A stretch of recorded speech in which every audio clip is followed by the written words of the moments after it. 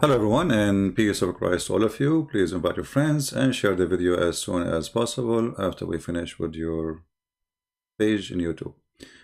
Yesterday we got strike in YouTube, and the excuse is the chat. However, that will not disturb us really. Still, you can run your chat in your own channel if you podcast it live, or people they can post comment in my page. We have a debate between Dr. Take a note, he's a doctor. Dr. Shabir Ali. These days everybody's a doctor. I'm the only one who have only driving license. And brother Anthony Rogers. Now you can watch the debate and you will see that the Muslims are very upset from this debate, saying that one of those Muslims who always dogs Christians who follow them, harassed him, you know their address, etc. He came to my chat sometime. He said, did this guy ever won a debate? As if he can do better. But you know, the issue is, this guy, he said what every Muslim he say, and he is just a copy-paste of Islam. Sometimes you feel like Muslims are people who they are programmed to say things. Nobody even thinking. I will prove it to you when we play this video, and you will see that everything he said is what every Muslim say. So when the Muslim they blame him that he did not do good, that's very funny and very stupid. I mean, this is Islam, my friend. You cannot do good because Islam is stupid. So we will start playing, and I'm glad that the chat is off, so that will not take any of our concentration or take us out of the topic. And in the same time, you can leave your comment, and even you can put in the comment like the timing of your comment, which means like what part of the video you are responding to. Let us hear what this debate was about, and try not to laugh.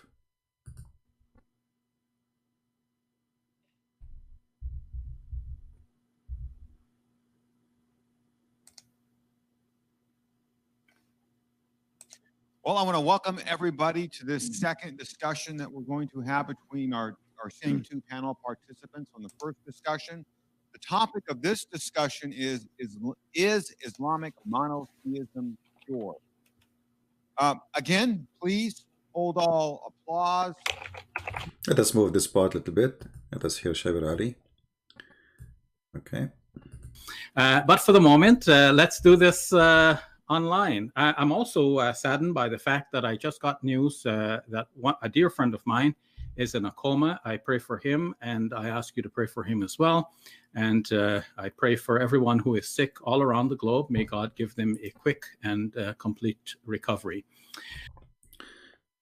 Pray for people around the, I mean, are you allowed as a Muslim to pray for all people? That's not Islamic, and this is false. Muslims are not allowed to wish good things for those who they are not Muslims, and especially praying. Prayer is not for those who they are opposing Islam. So this is the first lie he just started. We pray for everybody. Yeah, right. Yeah, you can go right now and watch the prayer of the Muslims. May Allah curse you. May Allah stop the blood in you. May Allah, etc. May Allah kill you. This is the prayer, even Muslims versus Muslims. So what about Muslims versus Christians, like Shia and Sunni, etc.? So this is the first lie he started with, but let it go. So let me move on then with my opening presentation. I'm going to start my timer here, realizing that I should have started earlier. So I'll make this 18 minutes just to be sure. Okay. So why do I say that Islamic monotheism is pure? Let me start by defining monotheism. It is the belief that there is only one God. For example, Paul says that there is no God but one in 1 Corinthians chapter 8, verse number 4. So that's a statement of monotheism. Then so why Muslims they attack Paul and say he created the Christianity? He's just quoting for us what Paul said, and Paul said there's only one God. Oh, okay. But you Muslims, you say that Paul is the one who created Christianity. Oh, okay. Not to forget to mention that the Trinity exists in all the Gospel. You know, let us say we will take off all the written, everything written and done by Paul and put it in the side, as if it's not exist. You will find that the Trinity is all over the Bible, the book of John, Luke, etc. But here you notice the hypocrisy. This is the same person, he says, Paul, he created a new version of Christianity, and now he is quoting Paul to prove that Christianity believed in one God. Take a note. There is henotheism, which must be distinguished. That is the belief that there is only one God for us, without negating the possibility of there being other gods. That there may or may not be other gods out there, but for us there is only one God. That's called henotheism. An example of a statement to that effect is Paul saying, for even if there are so-called gods, whether in heaven or on earth, as indeed there are many gods and many lords, yet for us there is but one God, the Father. 1 Corinthians chapter 8, verses 9. But you see, you just said Paul, he said there's only one God. So, but you just said he say so-called God. So those are not really God. People worship them. Like people worship the moon. People worship the sun. People worship Satan. So there is gods for people, but there's one God for us, which means the true God. Continue. One of the unique thing about Shabir Ali is the kind of a person who quote for you things, and those things will not sponsor his topic in any way, except he tried to take you away from the topic. So now you will start thinking what this guy said. Remember, the topic is Islamic monotheism is pure or not. Number 5 to 6. And then there is monolatry, which is basically the worship of one God alone. An example of a statement to that effect is in the Old Testament, where Deuteronomy chapter 6, verse number 13 in the American Standard Version reads, "Thou shalt fear Jehovah thy God, and him shalt thou serve." And Jesus picks up upon that saying in Matthew chapter 4, verse number 10, where he says, "Worship the Lord your God and serve him only." So obviously, monotheism includes some aspect of henotheism and monolatry. But monotheism goes beyond these concepts by insisting that there is, in fact, only one God. I mean, it just Jesus, he just only, and that's it. Only Islam is the one insists only there is one God. And in a second, we will see that the God of Islam is a fiction. And count my words, take your notes. Shabir Ali is going to start a spanking. He will spank what? He will spank Islam. Watch carefully. How does that insistence on the belief on only one God occur in Islam? I would say in two ways. One is in the Quran, and two is in Muslim practice. So let's start with the Quran. Hold on. Monotheism in Islam exists in two? In Quran and Muslim practice? I mean, that's really funny. You see, I understand the Quran supposedly is the book coming from your God, but Muslim practice, I think he wanted to say following the hadith of Muhammad. Muslim practice. Okay. Well, we will examine the Muslim practice, including yours. You just say that it's pray for all mankind or all people around the globe who they are sick, which is not Islamic practice. You broke your own practice, just to be hypocrite. The first thing I want to observe is that the Quran refers to God by a specific name, and that avoids confusion between God and not God. Because sometimes when people say the Lord, we cannot be sure who exactly they mean, because it seems to be a generic title, which could mean God, or it could mean a human being, but it's a title of respect, and so on. So by using the term Allah, it is clear to Muslims that we are referring to the God that is spoken about. The term? I mean, this guy, he just said it's a name. And now he is using the word term. Is it a term or it's a name? What term mean? Secondly, if we ask Shabir Ali, and I ask any Muslim, what the word Allah mean, they do not know. I mean, if you refer to him by a name, do you know even what the name is? Is that an Arabic word? It's not. This is why none of you knows what this means. So they start giving you definition. Allah mean the Almighty. Where you get this from? You believe He's the Almighty, but Allah is the name. What the name mean? They don't know. Because Islam is a storing cult from other belief, from other countries, other languages.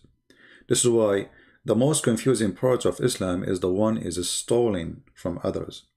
Like if you read in the Quran mentioned the word Israel. You ask any Muslim what Israel mean, they don't know.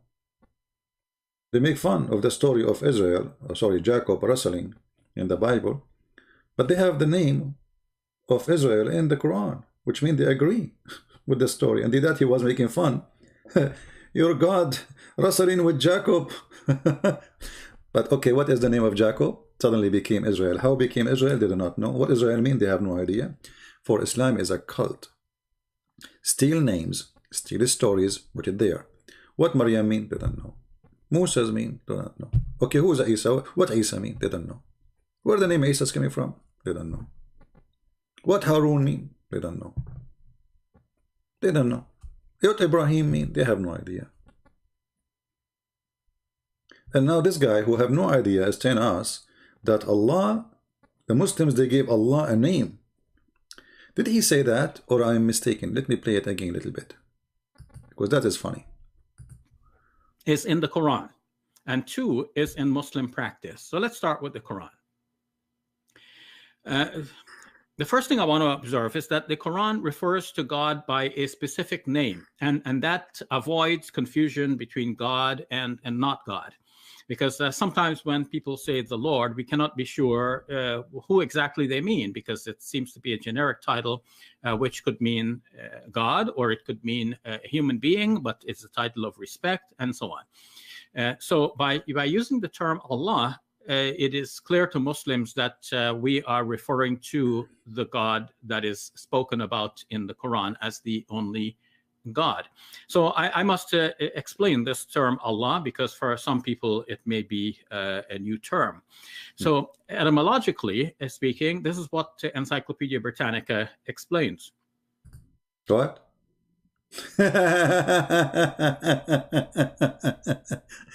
A sheikh, he is reading for us what is written in a website. And this is how he defined his God. From a website run by the kuffar, supposedly. Okay, what they tell you in that website? Tell us. Etymologically, Allah is probably a contraction of the Arabic al-ilah, which means the God. What? Guys, have you ever heard of stupidity more than this? He just said, Allah is not a unique name of God. Al-ilah, which means the God. Il, well, how many times we taught you the word il?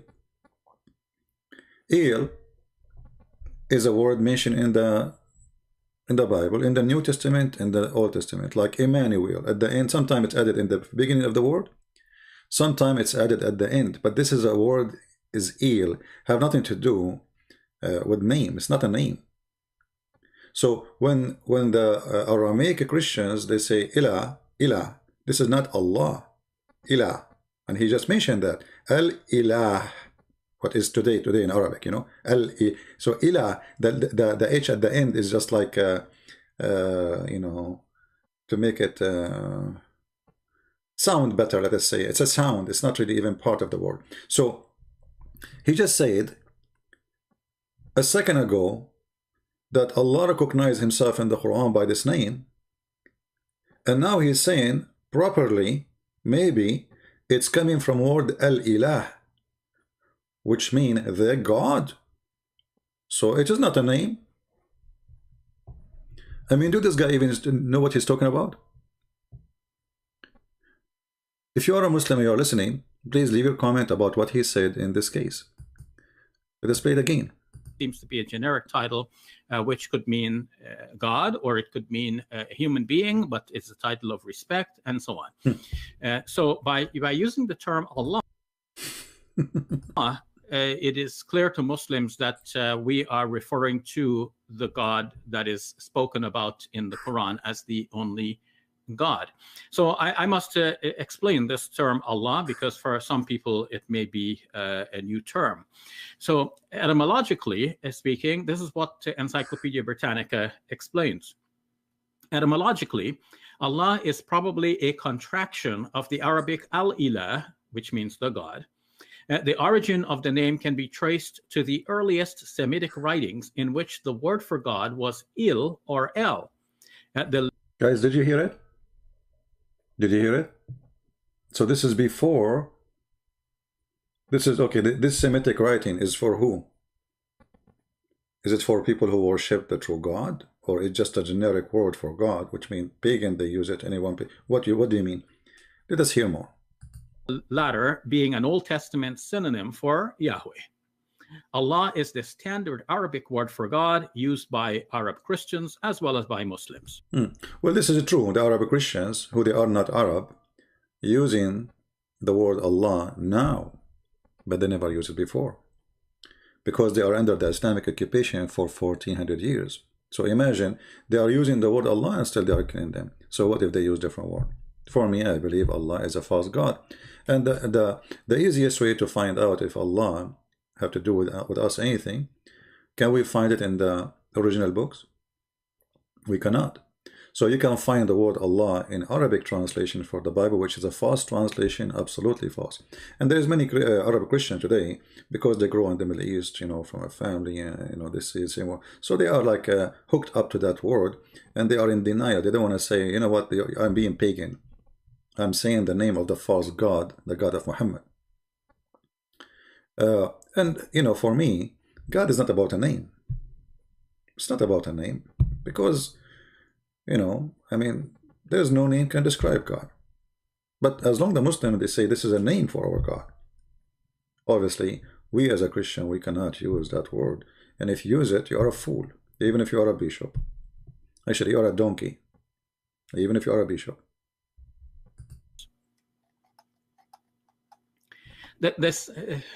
In addition to naming Allah as God, the Quran insists that Allah is the only God. There is no God but Allah. The declaration in Arabic, La ilaha illallah, is known to Muslims as the kalima of Islam. Kalima of Islam. That's the most basic creed. The kalima of Islam, I never heard. What is that? The kalima of Islam? What? The kalima of Islam. As I know, this is the shahada. Since when did the kalima of Islam? Okay. Creedal statement of a Muslim. There is no God but Allah. Why you stop? You see here, you see the hypocrisy of the Muslims. He said that he's talking about monotheism. And how he proved monotheism? He says, we Muslims, we say there's no God but Allah. But why you don't continue and say the rest? Where you associate the name of your God with the name of your prophet. Actually, the Muslims, they associate the name of their God with the name of their prophet, the knowledge of God, the knowledge of their prophet, the ability of God, the ability of the prophet, the wisdom of God, and the wisdom of the prophet. Even the sexuality of Muhammad is associated, or let us say, it is connected to God. Because he's a prophet, Allah, he gave him the power of 40 men, and boom, boom.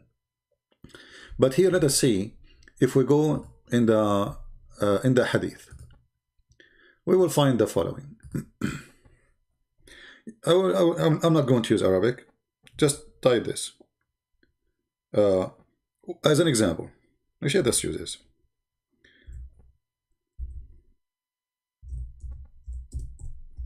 I will give you an example. I'm typing in English.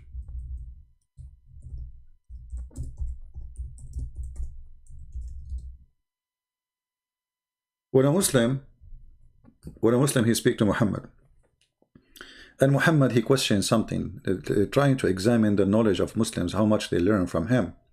So when Muhammad he say, do you know, hey, there is a guy with him, the father of the ants. They call him Abu Dhar, which means the father of the ants. Do you know where the sun set? Who is talking? Muhammad. What is the answer is? I replied, Allah and his apostle knows best. Do you see how, the word mushrik is to associate a name of a human being or other person or even an idol with the name of a god which you worship, and that will take you away from monotheism. But you will notice here that the Muslims, they associate the knowledge of God and the knowledge of a man, and both of them, they know best. And you will not see here Muhammad say, oh, don't say that, don't say Allah and his apostle, no, say only Allah knows best. No, he did not. Actually, he is saying the question so he can hear such a reply that Allah knows best and Muhammad. So how you are a people who worship one God, but you associate in knowledge of a man with the knowledge of God, and you made them equal in knowing best? Like, you see, the sentence is so clear. He didn't say, Allah knows best and he is a prophet who learned from Allah. No. Allah and his apostle know best. Same for the Shahada. In the Shahada, they say there's no God but Allah and Muhammad is his messenger. But you associate the name of God with the name of a man. Because why Muhammad? There is supposedly, according to Islam, 124,000 messenger. Why you don't say there's no God but Allah and Isa is his messenger? No, they don't say that. Abraham, his messenger. No. The only name they associate with their God is Muhammad. And if you read this hadith here, you will see that Muhammad, he says something funny and stupid, claiming that the sun goes every day and prostrate under the throne of Allah. And this is how he explained the sunset, which is a stupid explanation, proving to us again that he is a false prophet and his God knowledge is not best, neither his knowledge is best at all. But this is just to show you an example. Now we go to the video of Shabir Ali.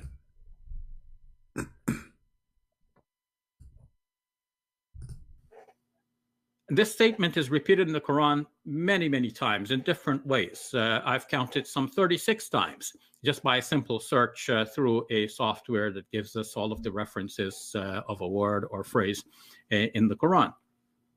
So this is something that occurs again and again. Let me say that by contrast, we will notice that in the Bible, the statement that there is only one God does occur, but not as frequently as it occurs in the Quran. Even see, it's we have competition here.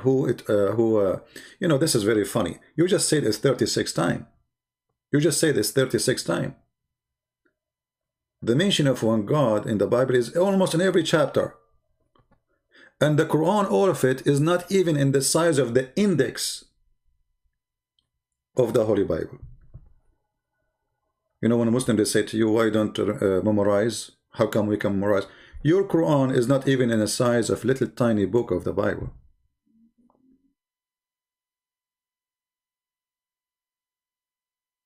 The index is bigger than your book. So here you see how they, try to make you believe, Islam believe in what? In one God. About how many times the Quran says that? Who care? Who care how many times the Quran says that there's only one God, but yet you do not know who is this God. In the same time, listen to what he will say next, and you will die laughing at the stupidity of this cult. Because now what you will say to us is going to introduce to us this one God who his name mentioned as one God at 36 times, as he said. Let's see. Even though the Quran is a very much shorter book, some say it is about 4/5 the size of the New Testament. Yeah, right. So for the Quran to have this many repeated statements that there is only this one God shows the Quran's emphasis on monotheism. The Quran does more than this. It says that we are not to worship anyone other than Allah. And here too, we will have many statements. La ta'budu illallah. Do not worship anyone other than Allah. The Quran also says that we are not to pray to anyone other than Allah. But here, I have a question. You see, don't worship other than Allah. And who is the one is saying that? Allah. Okay. Why Allah? Speaking about Allah, why don't say don't worship other than me?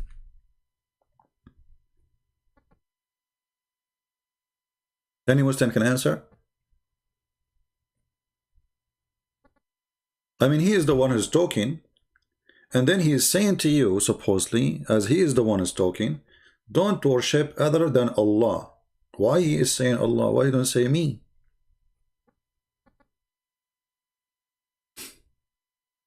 You see, if I say don't go and learn about Islam from other than Christian prince, that's mean I am not a Christian prince.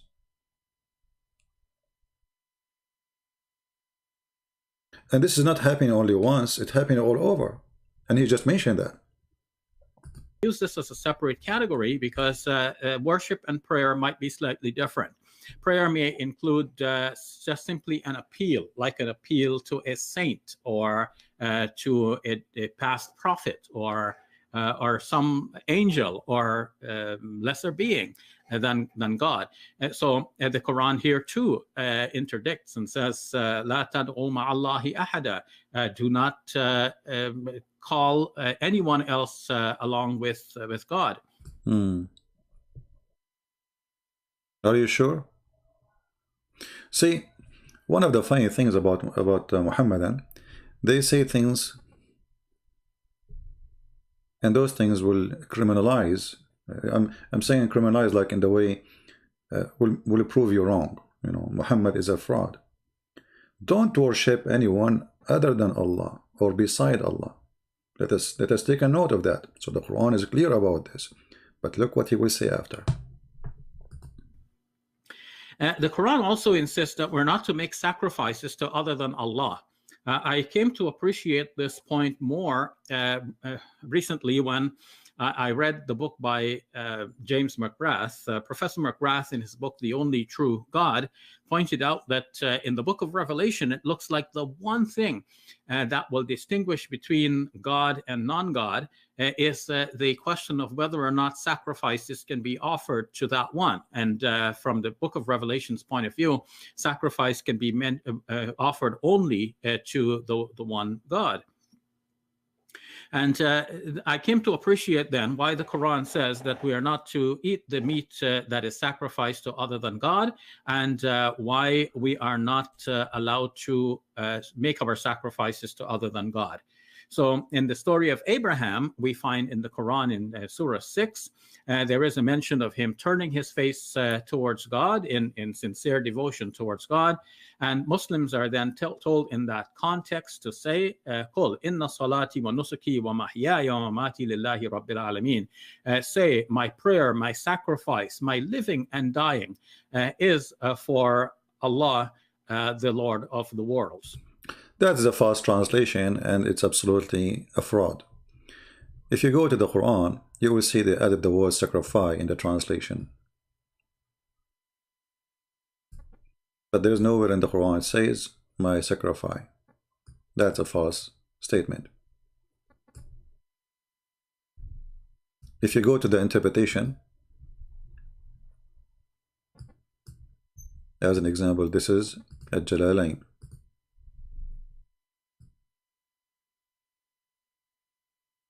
My ritual doesn't say anything about sacrifice. So, you know, they add words in the translation to make it fit. You know, they fit it there somehow. My rituals have nothing to do with the word sacrifice. It can be included to say, okay, in my ritual I do sacrifice, but why you add it there, you know, when it is not there? However, he just quoted that Abraham, he said, that my prayer and my ritual and my devotion is to Allah. Okay, where is the ritual of Abraham? Can you show us the ritual of Abraham?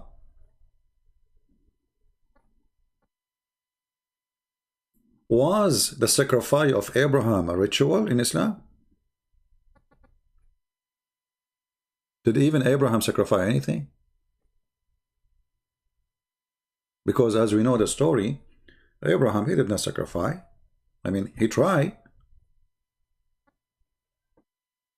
The one who sacrificed in the story is Allah.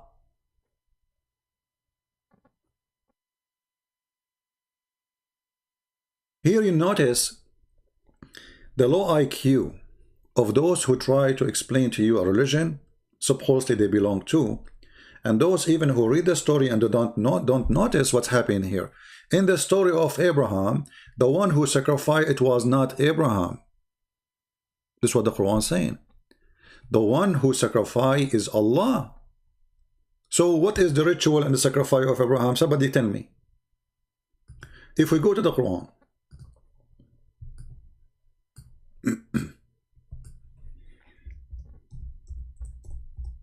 and we find the verse, the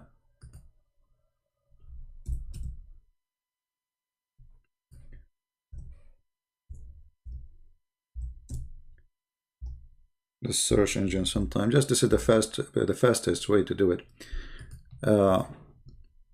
In chapter 37, verse number 107, who is the one who did sacrifice? It's not Abraham. Abraham, he sacrificed nothing. So how in the world you insert the story of Abraham to make it about sacrifice, because he didn't sacrifice? This is the story in the Quran that when Abraham, he saw a vision, and in the vision he been asked to sacrifice his son, as you see. And then it says here that this was like a trial to Abraham. And then Allah, he ransomed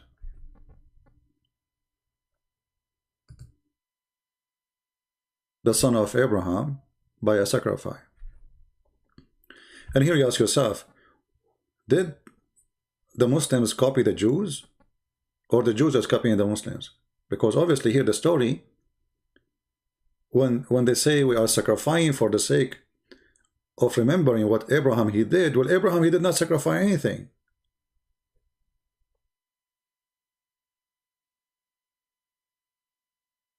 The one who sacrificed, actually the translation is false here. In Arabic it says, فَفَدَيْنَاهُ بِذَبْحٍ عَظِيمٍ. We ransom him with a great, amazing sacrifice. Okay, why Allah want to give a sacrifice? You see, this Islamic monotheism is stupid to death. The Muslim, they say to the Christians, why Allah need to sacrifice his son in order to save you?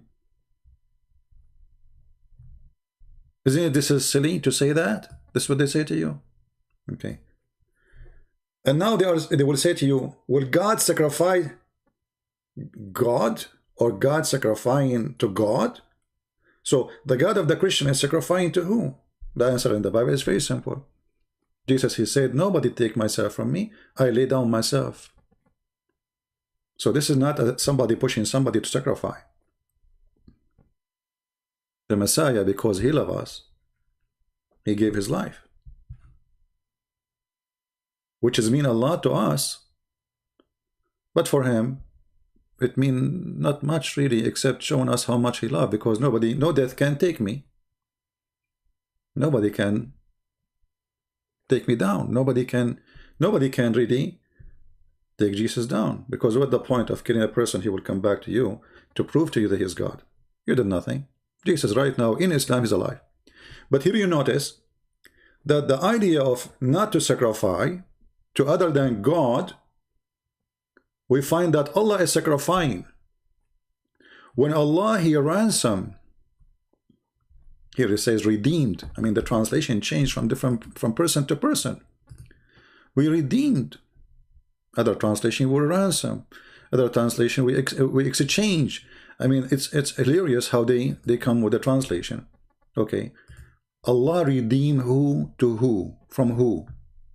You are redeeming who? We ransomed him with a great sacrifice. And remember, this is to prove to us that Islamic religion is monotheism religion, monotheist. How this happened? Allah is sacrificing to who? If you say to me Allah sacrificing to Allah, well then, what the purpose of the sacrifice? What the accomplishment? And why Allah He sacrificed a ram? And why He called it Azim? This is what the name of Allah? Azim? As you see here in Arabic. وَفَدَيْنَاهُ بِذَبْحٍ عَظِيمٍ.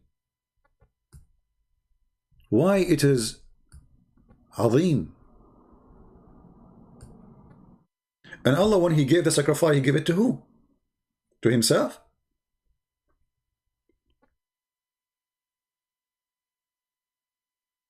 Obviously, the one who copied the story from the Old Testament, he do not know the meaning of the story, and by copying it, he got himself busted. Because the sacrifice here, symbolic, that no sacrifice will be accepted, it is except the one is coming from heaven. This is why, if you read the story, you will see that a ram came down from heaven, and this ram is great, amazing. If we read the interpretation for this verse, so Muslim will not say I'm making things up, you know them. Chapter 37 again, verse 107.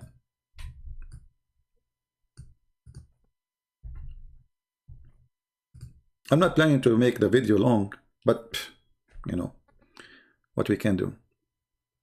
What we can do, right? So 107, sorry. Verse 107.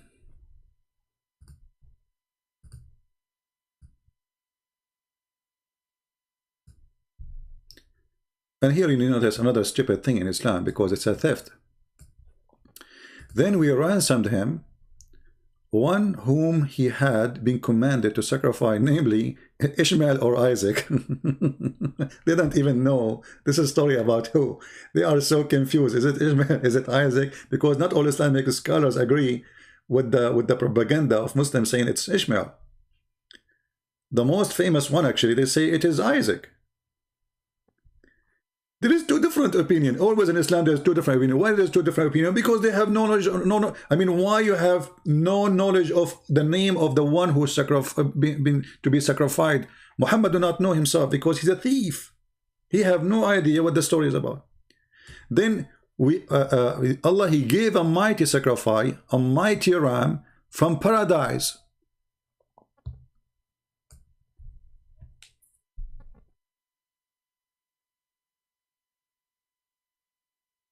So Allah Himself, He gives sacrifice. And that destroy everything the Muslims they come with, because they can't explain to us why Allah giving sacrifice. He gives sacrifice to who? Is He giving sacrifice to other God? Is He giving sacrifice to Himself?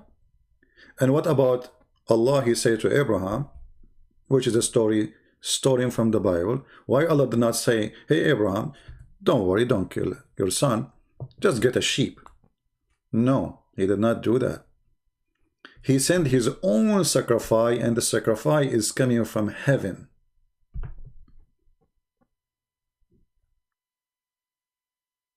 That's mean the sacrifice, which great sacrifice for God, is His own sacrifice. So the Muslims, by copying the story from the Old Testament, they expose their monotheism. Because why you want to sacrifice? They just say the ritual of Abraham, when the fact this is the ritual of Allah sacrificing to Himself or to other God. Either Allah is one, the same as the God of Abraham in the Bible, and then the sacrifice is happened to Him.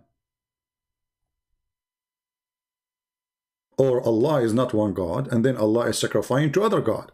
So He ransomed the son of Abraham by sacrificing to the one who made the request, say, hey God, please let Abraham's son go. So, you know, this story here raises many questions. And where is this, what the ram, you know, simple, why it's not a cow? Why it's not a goat? Why it's not an elephant? I mean, elephant is way bigger. And the Muslim, they say to us that we Muslims don't believe in a bloodshed as sacrifice. This is the biggest lie they say. that sacrifice in Islam does not involve bloodshed. And actually, the sacrifice in Islam goes back to the time of Abel and Cain, the children of Adam, where two of them, they want to have sex with their sister who have a crossed eyes. The story is funny there, that Adam, each time he gave birth to a twin, and those twin, male and female. And then those twin, Abel and Cain, when one of their sisters she don't look good, according to the Muslim stories, so none of them want to marry her. So they were fighting now over one girl, one sister, to sleep with her. So then Allah, he told them, give a sacrifice, and the one who I accept his sacrifice is the one I approve him, or approve his marriage. So from the time of Adam, Muslims believe in sacrifice. Let us continue. I hope we gave you enough information. I mean, for those who they are trying to study the cult of Muhammad, those information are very important for you. Will take you forever to find them by yourself. So don't forget to download the video, save it in your drive, or even in your YouTube channel if you have one. Let us continue with this poor guy trying to make his God look good, but it's not working.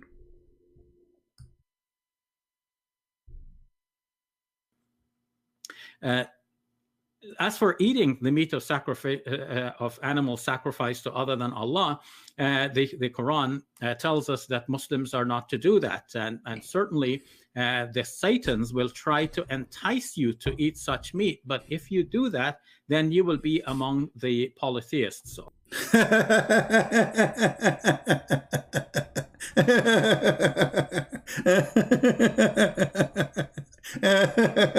Unbelievable. So if you eat a sandwich in Thailand, you became a polytheist. This is religion.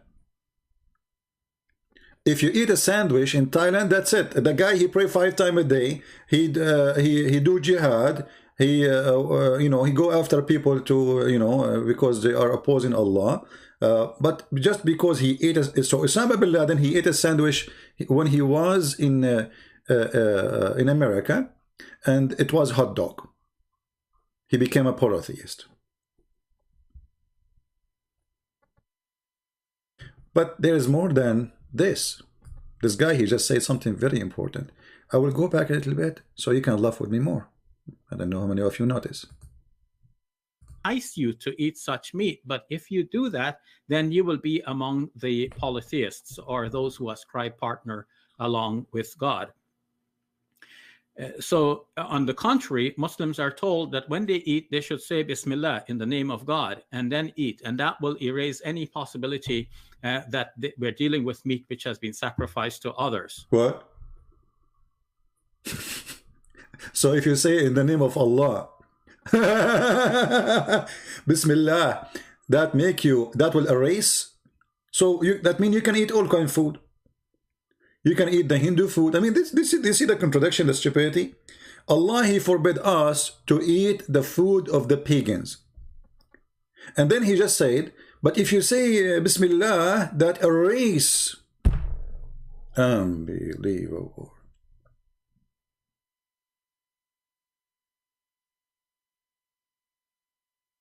Tell us more, Shabir Ali. Because even if it so happens that this meat arrived on the Muslim's dinner table by mistake, by pronouncing the name of God over it, the Muslim will cancel any such evil effects of the food. From evil effect of the food. And that's mean you can eat pork, just say Bismillah.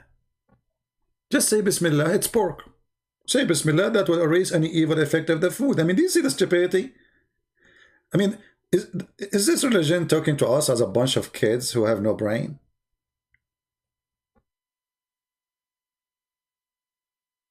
That's mean you can eat anything, just say Bismillah. So why you Muslims are so, like, oh, this is alcohol. Drink alcohol, say Bismillah. Drinking is a food. Any drink you drink is kind of food. Say Bismillah. That will take the evil of the food. Stupidity is amazing. And this is telling us that this religion is very shallow, very stupid. Concentrate on things which is silly, and they leave the important away. From the Quranic point of view. So with these various components in mind, we can see that the Quran actually insists upon monotheism and insists on it in a wide variety of ways. Okay, hold on. See, you know, you cannot eat a food sacrificed in the name of other God. So why the Quran says you can eat the food of the Christians?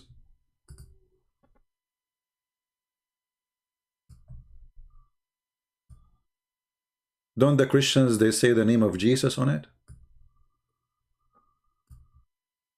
This day, all things good and pure made lawful unto you. The food of the people of the book. But isn't it the people of the book are kuffar and they worship other than Allah? This guy, you can go back in the video, he said, we shall not eat a food used or slaughtered in the name of other God. Well, we Christians, we pray in our heart before we eat in the name of Jesus. And many Christians, until now, when they cook, they will not start cooking unless they name the name of the Lord to bless the food. Even when they make a bread. Actually, it is Islamic countries, when they make a bread, they make 3 dots in the 3 corners, copying the Christians to bless the bread. So, you cannot eat a food named or given under the name of other God, which is something talking from the Old Testament. And now you are saying it is okay to eat the food of the kuffar. And it's pure for you. And you can even rape their women and sleep with them. How the Quran says we are kuffar all over.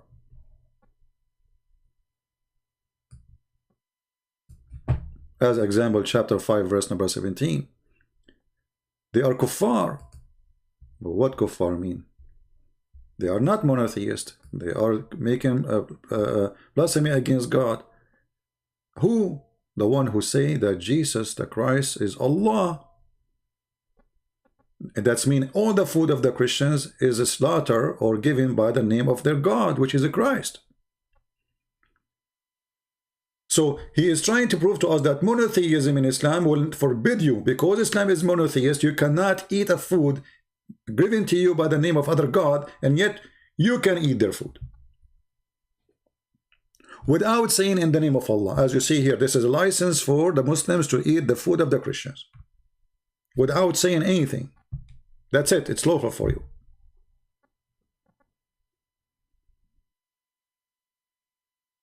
But in the same time, the Christians, according to Islam, they are not good people. They are bad. They are kuffar. They are filthy. They are disgusting. They should die. And this is all over the Quran.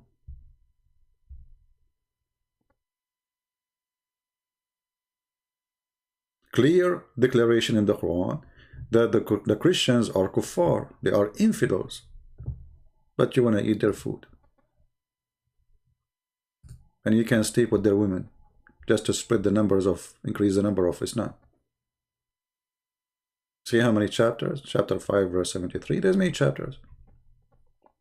So here you notice that this religion is like a, somebody, he's a thief. He went to the market. So he cannot choose really the product he will pick up from the shelf. But he will choose any product when there's nobody is watching. So he walk by, he act like he is busy doing shopping, and as long as there's people around him, he keep walking, because now he cannot pick it up from the shelf because people are watching. What is the unforgivable? And then he pick up what he think nobody see and put it inside his hiding cloth. Now, what is unforgivable in Islam? Listen to this. This is more hilarious. Even if it so happens that this meat arrived on the Muslim's dinner table by mistake, by pronouncing the name of God over it, the Muslim will cancel any such evil effects of the food from the Quranic point of view. That's it. Yeah. Actually, you remind me of the food thing, just to show you that Muhammad is a very weird person and he is not mentally healthy.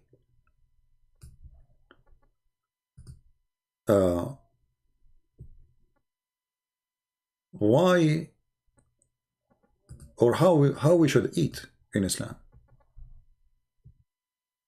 We have to eat in the right hand. Okay, why we have to eat in the right hand? See, he was mentioning to you that if you say the name of Allah on the food, that will take the evil away. No, that's a false statement. Muhammad is a satanic possessed person who make up stories, fabricated stories to scare his followers from thinking about him. So we're gonna keep them busy, scared, terrified. You know, like when somebody make you paranoid about things, so you will not think about the real thing happening around you.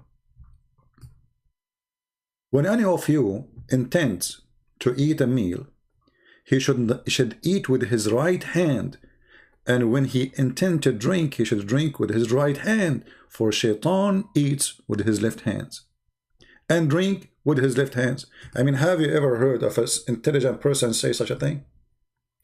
Let us say, for the sake of argument, Shaitan or Satan, he used his left hand. And by the way, Satan have left hand and right hand, and okay, no problem.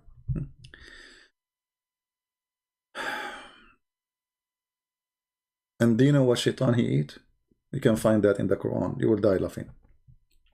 So don't eat with the left hand. Why? Because Shaitan, brother, he eat with the left hand. Okay, so if I eat with the left hand, I became Shaitan.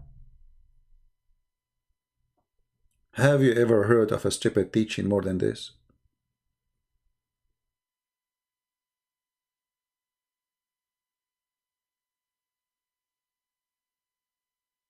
So God, he gave me two hands for what reason? He should give me one hand, and then I will eat and do everything with it. Just to show you, you know, a little bit of the stupidity of those stories about eating with one hand and etc. You know, and what is right, what's wrong. Muhammad have tons of stories, like entering the bathroom, you have to enter with the left foot. You have to say a certain prayer, otherwise Shaitan, he will play with your anus. If before you have sex, you have to say a certain prayer, otherwise Shaitan, he will round himself around the man's private part, and he will be having sex with the wife during the time he's having sex with his wife, and then the child will be the son of the devil, which means Muhammad himself is the son of the devil, because Muhammad himself, his father, did not recite any prayer before he have intercourse with the mother of Muhammad, regardless who is the father of Muhammad. Doesn't matter, as long as he is not a Muslim. He did not recite that prayer, he have no idea what it is, and he did not say it when he have intercourse with Muhammad's mother. This is how foolish this man. He just convinced us that he himself is a son of the devil, because if he don't say that prayer, Shaitan, he round himself around the penis, and he will be having sex with the woman, and then the child will be the son of the devil. This is why in the Quran it says that Shaitan, he have a children. And the Muslims, they struggle a lot to find out how in the word Shaitan he have, you know, children. I mean, how Shaitan will have children? You know, no, I mean, did Allah created a female Shaitan and a male Shaitan, and then he sent them out from heaven the same as he did to Adam and Eve together? According to Islam, no. You know, if you go in the Quran, chapter 18, verse number 50, it says, are you going to follow Shaitan and his children and his offspring?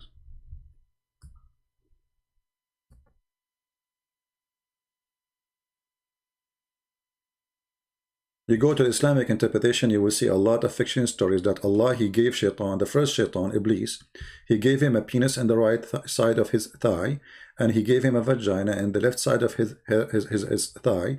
So when he want to have sex, he shaked it, and he enter this into that, and he do nikah.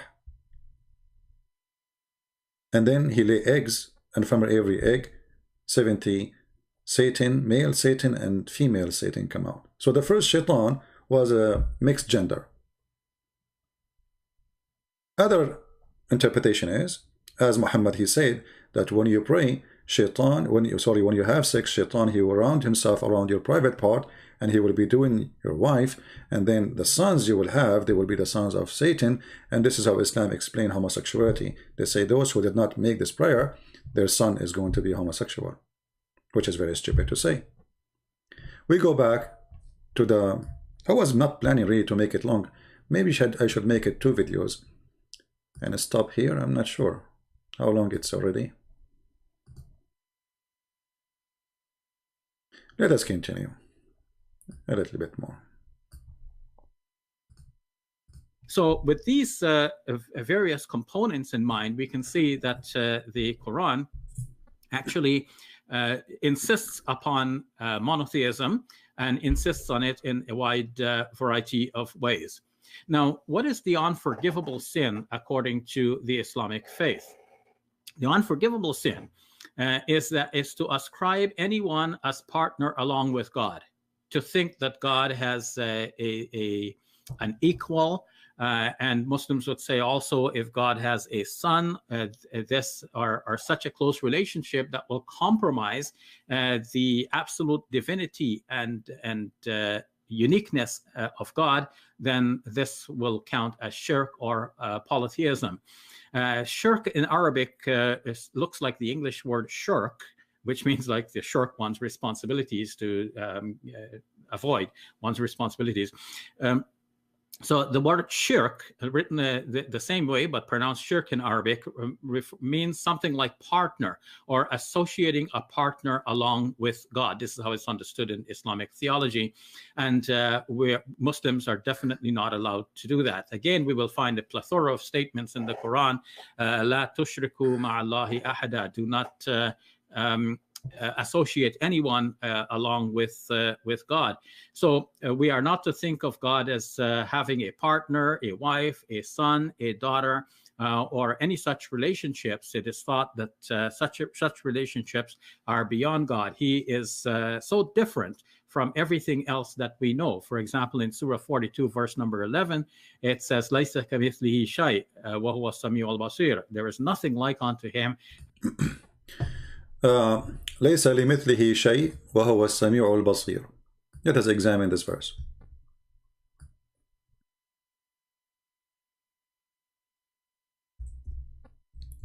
And I will make you die laughing.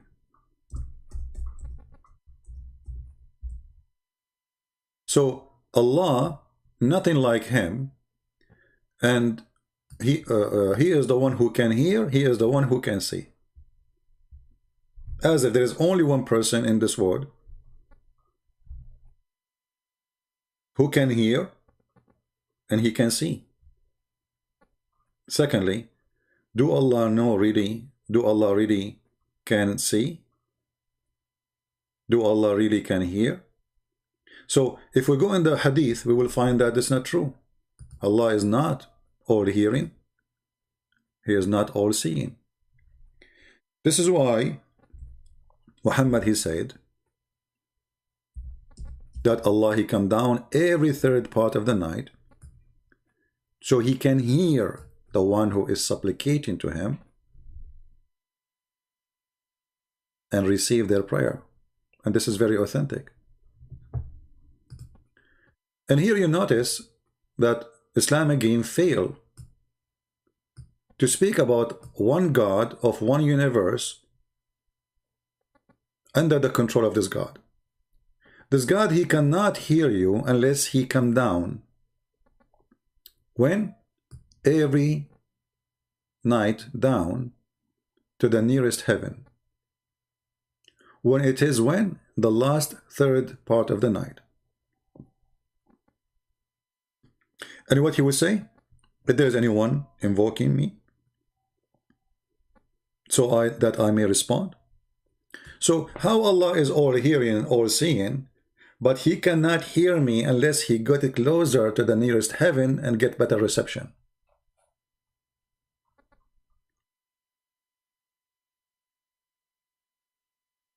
That is a question nobody can answer from the Muslims because this is stupid. I mean, are you saying to me that Allah, in the top of his throne, he cannot hear us? So Allah, he have to come down every night, down of his throne, going through heaven number 7, 6, 5, 4, 3, 2, 1. And then he stopped there. And then he says, who is praying to me? Here you see that Allah is not almighty. Secondly, Allah go inside his creation, because isn't it the heaven is his creation? Go read carefully. Allah descend. What he's doing? He descend. He come every night. When we accept that this God, you see the Muslims, they say, well, Jesus cannot be God because the flesh is created. So how can God become, how God can be inside the flesh which is created? Well, isn't it the heaven is a kind of a flesh is created? Contain material?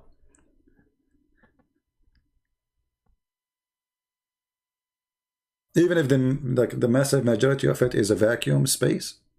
But there's many things. There's rocks, there's planets, there's stars, there is. So he's inside what he created. Here you see the disability, and here you see that Allah is not all hearing, all seeing. And if Muslims they want to say this is metaphorical, that's stupid. Metaphorical. Because it's not true. If Muhammad want to say something metaphorical, he can say, well, you pray to Allah, Allah hear you, and that's it. Doesn't matter. And why it's the third part of the night? Because this is the time he descend. He have to move from point A to point B in order to be able to receive your prayer. He come down, he descend every night. Jesus in the same time, he said, every two of you mention my name, I will be between them. Which means he will be the third listening. You do not need to come down. It doesn't matter what time of the day. And then they say to you, where Jesus says, I'm God, worship me. Well, can Jesus as a prophet be with us now? We are talking about his name. Unless he is God. Allah cannot be with us. And the proof in front of you. He have certain time to come, certain time to go, and Allah in this case he became like a yo-yo. He is up, down, up. I feel sorry for him. Same time here the Muhammad is showing us that Islam is a religion believe in the flat earth, sorry. Think there's only one time in the day and Allah come down. But based on this hadith, Allah he keep coming up and down because there's a lot of time in the earth where it's going to be the third part of the night. Let's go back to the poor Shabir Ali. And he is hearing and seeing. So in all of these ways, the emphasis is shown to be on monotheism. Now, what about intercession? Can somebody intercede on our behalf? For we know that intercession is a factor in Christianity. It is thought that Jesus is an advocate for us in heaven, as is found in the Johannine correspondence. But from the Quranic point of view, nobody can intercede along with God except by the permission of God. So if God permits somebody to intercede for someone else, that's to honor the intercessor. It's not that the intercessor has some kind of claim on God to make it necessary for God to bend and to give in to the intercessor. Guys, listen to this. There's nobody can be interceding to you unless he is giving permission. To honor who? The intercessor. But he just said that intercession is only given to Allah, and that will prove monotheism. So why Allah is sharing his own privilege with someone to honor him? Is he sharing his monotheism with someone?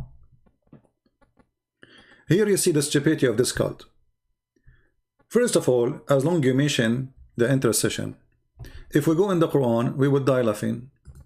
We will see what the Quran says about intercession. Let us see.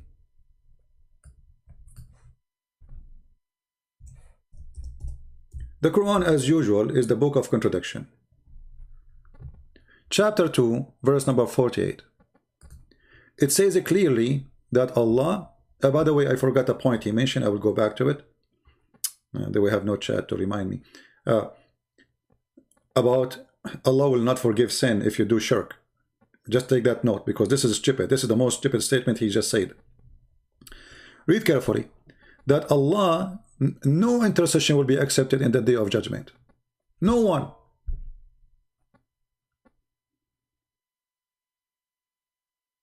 Chapter 2, verse number 48. Okay. Different verse. Chapter 2, verse 123. No intercession.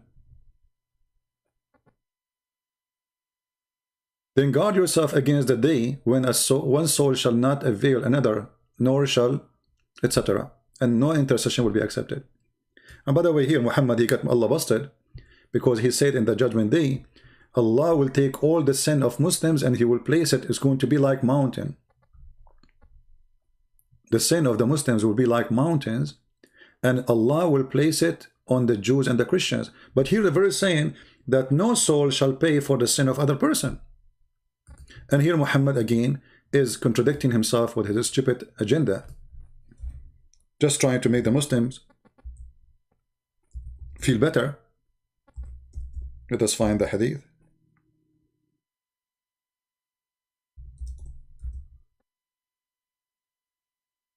Let us see, hold on.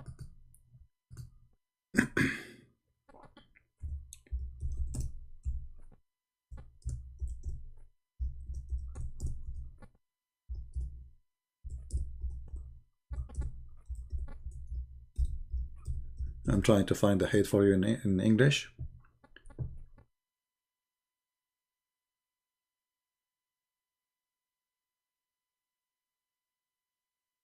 And then you see right away that Muhammad not only cannot be a prophet, Muhammad is a fraud with certified stupidity. Because you should not say, I mean, at least remember what you said yesterday. You don't say the opposite. This is Muhammad saying, and this is Sahih Hadith, that, read carefully with me, that would come people among the Muslims on the day of resurrection. So remember this day of resurrection, the same as the verse in the Quran, with as heavy sins as mountain, and Allah would forgive them, and he would place in there instead the Jews and the Christians. So how no soul will pay for the sin of other soul, and then Allah will place all the sin of the Muslims, which is not fair. I mean, have you ever heard of a justice like this? So you commit sin, I pay for it. The Muslim, they say to you, Jesus did not commit sin, why he will pay for your sin? Jesus did not, you know, when we say Jesus pay for our sin, nobody forcing him voluntarily, he is saving us. The word saving, paying for our sin doesn't mean that our sin is not there. Doesn't mean that we did not commit crimes. Doesn't mean that our sin is gone. No, we're still a sinner.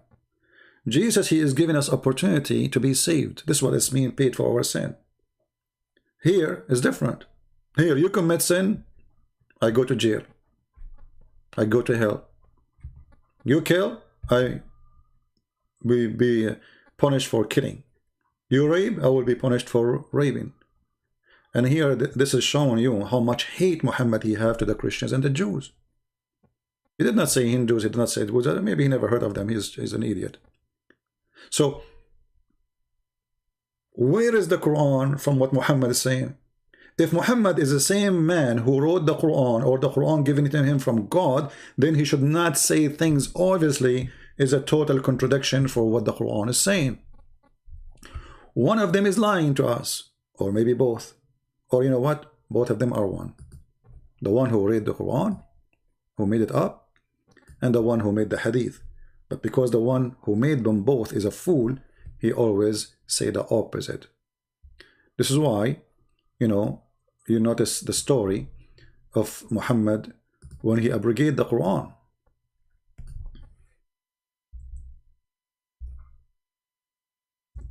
So he changed the Quran based on his stupidity and his mistakes. So he tried to fix it.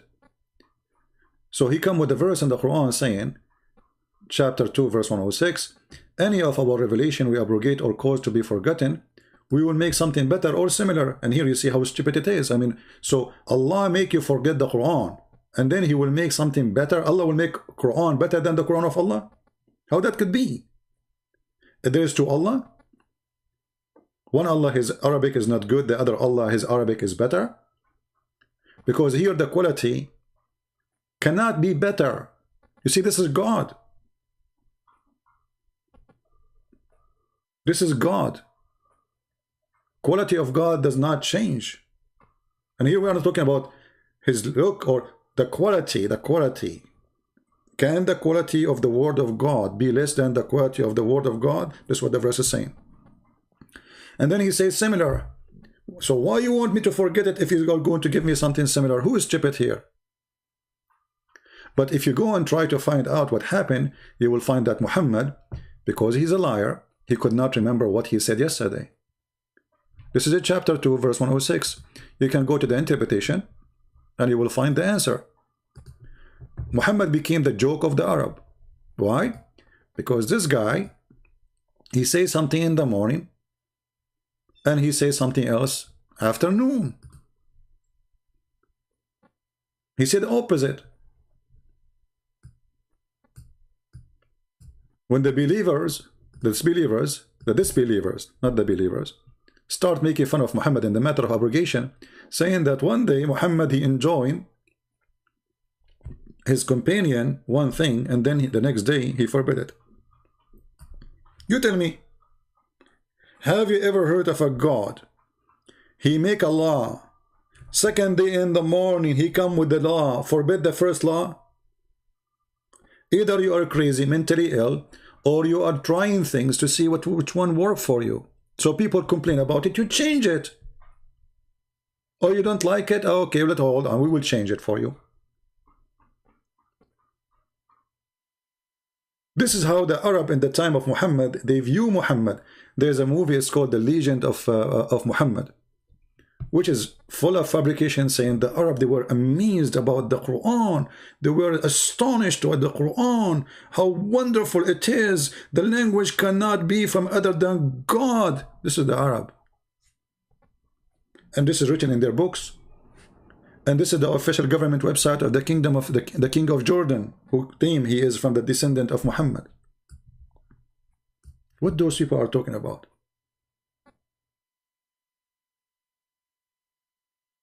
Actually, you will see even Muhammad, he changed things because just somebody, he is a Jew or a Christian, he say don't do that.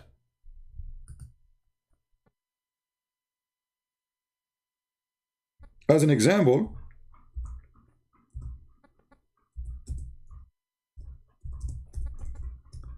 a Jew one day, he came to Muhammad and he said to him, read carefully people, this is the topic is monotheism.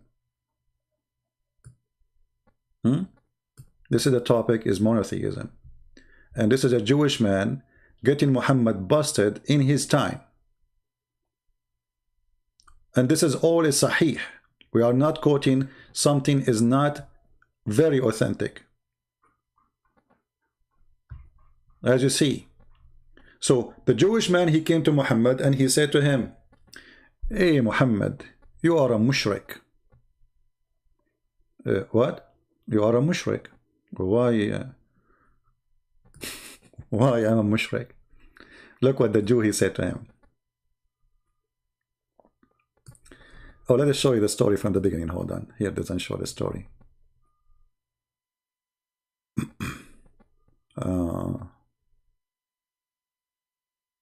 You see here, they don't show the story that a Jew, he came to Muhammad and he say the stories, etc., etc.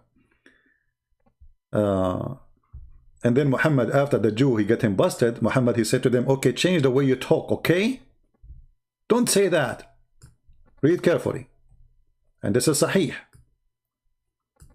It was narrated from Abdullah, etc., Ibn Yasir, blah, blah, blah, blah, blah, blah, that a Jew came to the Prophet and said, You are setting up rivals. I'm not sure if I'm saying the word correctly in English. You know, my English is not good, as you know, so you can laugh, it's okay. Rivals to Allah and associating others with him. Who is saying that? A Jew. To who? To the prophet of monotheism. When? In his face. Not in YouTube. You say whatever Allah wills, and you will. And you say by the Kaaba. So what the problem? You say whatever Allah wills, and you will. So you associate the will of a man with the will of Allah, and you swear by a building, stones. Look what Muhammad, he said. He did not say to him, you are wrong. He did not say to him, I don't agree, this should not happen. He did not say to him, I did not say that. So Muhammad said, from now on, so the Prophet said, commanded them, if they wanted to swear an oath, to say by the Lord of the Kaaba, not by the Kaaba, and to say whatever Allah wills, then what you will. So Muhammad, he agreed with the Jew that I am not practicing monotheism, and thank you, Jew, obviously you are sent by Allah, and maybe you are Jibreel to correct me. If Muhammad is a prophet of monotheism, he will never do such a mistake agreeing with the Jew that the Jew is right and Muhammad is a fraud. He did not teach monotheism. Did you ask yourself, how in the world a Jew, he's not even a rabbi, a Jew, a normal Jew, correcting Muhammad about what to do, what not to do, what to say, what not to say, and Muhammad, he changed his religion to fit with the Jew. And then when people, they start noticing that Muhammad is nothing but a copy-paste of the Jews, trying to copy them because he believes whatever they say is true, Muhammad, he try always to change what he do from what the Jews do. And how we can show that?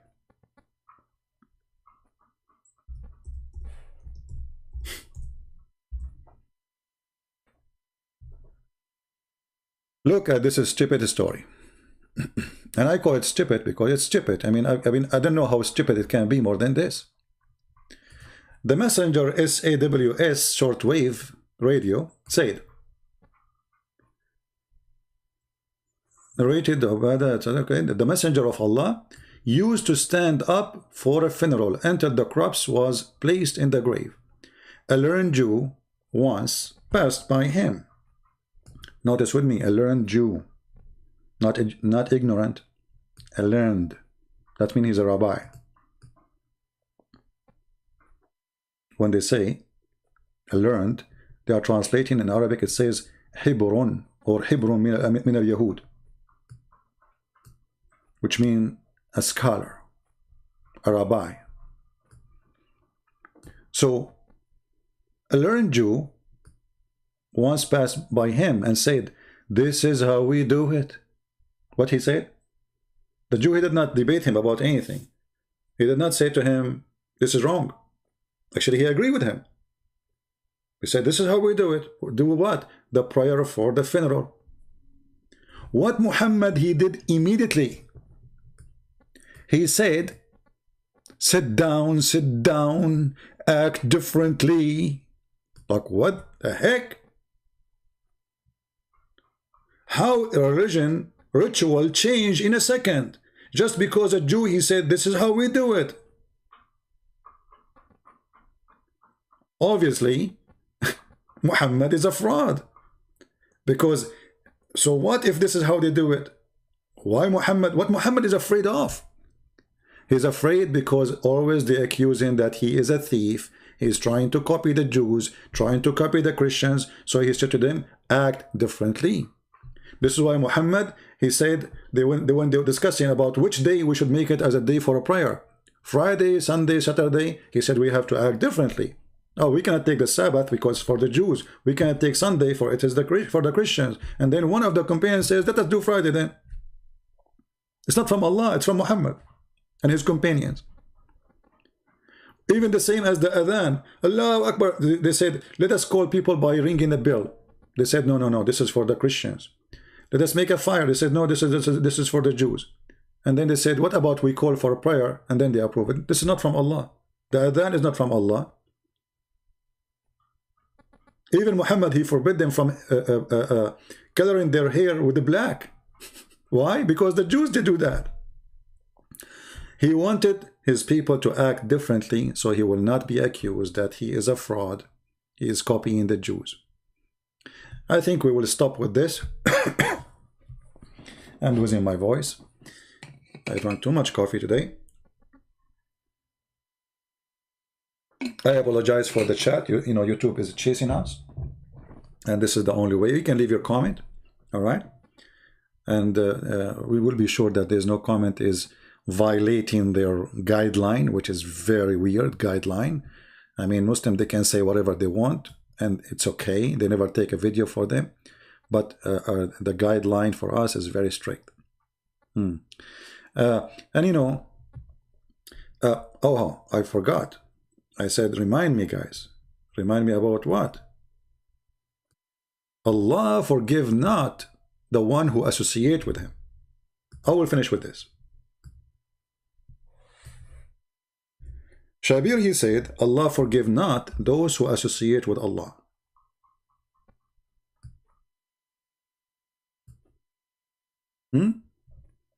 And he mentioned the Quran said, make it clear that Allah will forgive not those who associate with him. And this is mentioned many times in the Quran, by the way, not only in one verse. As an example, chapter 4, verse number 48. Chapter 4, verse 116. Allah will not forgive. Will not forgive what? Oh, the browser froze. In the last moment. Let us do it again. Hold on. Give me a second. I'm glad that we did not lose internet. It's working fine.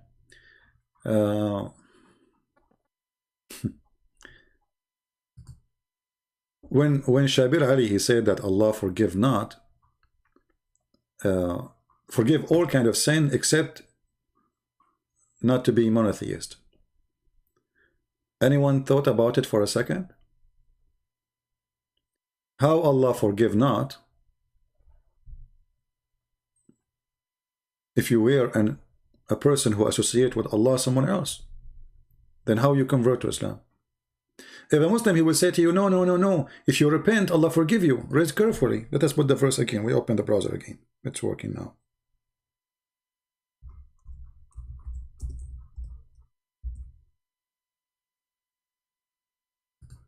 All right.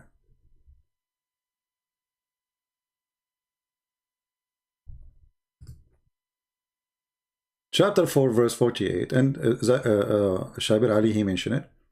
Allah will forgive not anyone who associate with him, and he forgive anything less than that. Let us examine this stupid, hilarious verse.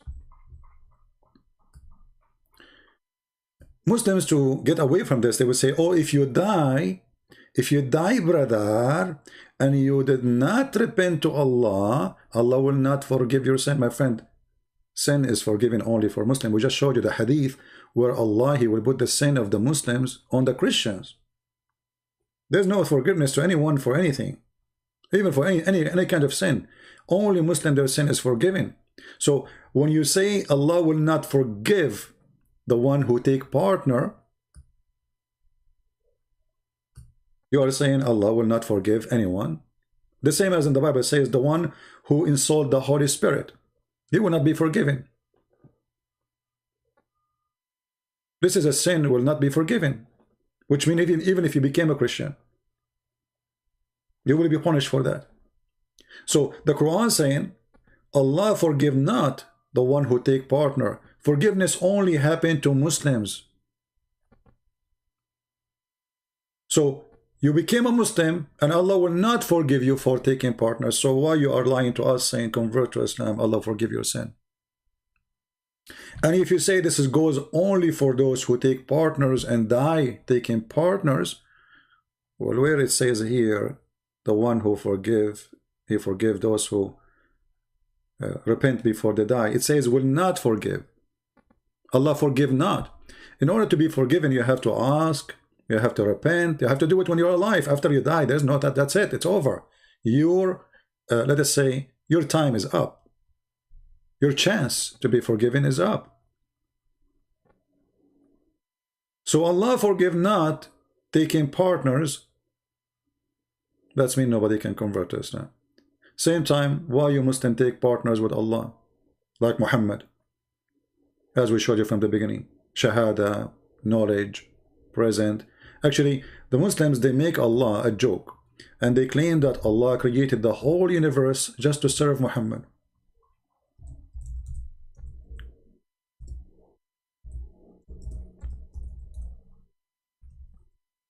Let me find the hadith,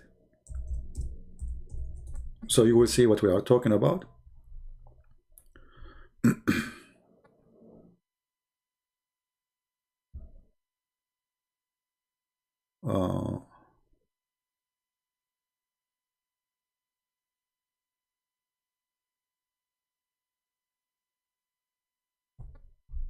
Let us see.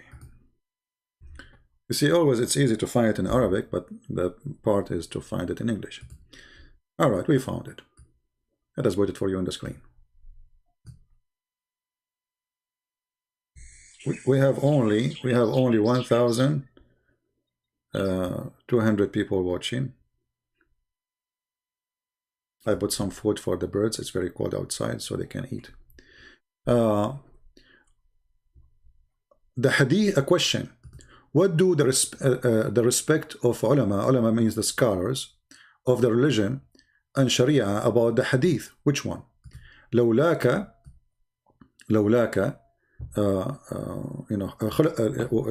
if not you, there is nothing is created. Everything is created because of you. Who? Muhammad. Read carefully.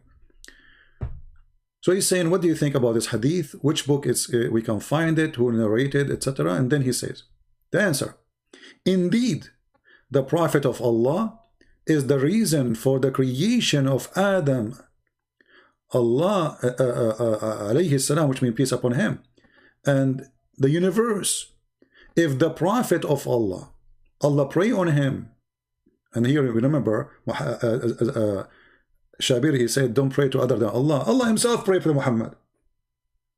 Allah himself, he prayed to Muhammad. They say that he sent in the blessing, which is stupid. It doesn't say that in Arabic. It says yusalli.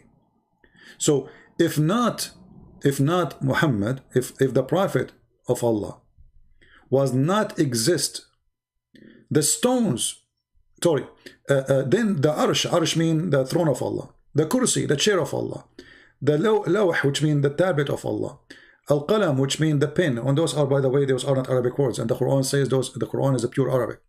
The skies, the earth, the heaven, the hell, the trees, and the stones, and all other creatures would not exist.